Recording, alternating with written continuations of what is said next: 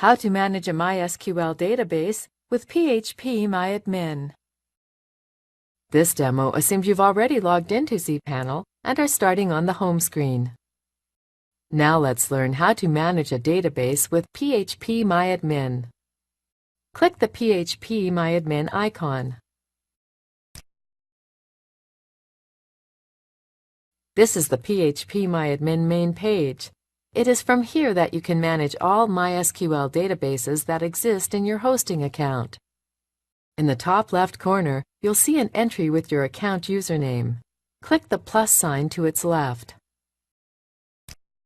You'll now see a list of databases in your account. Click the one you want to manage.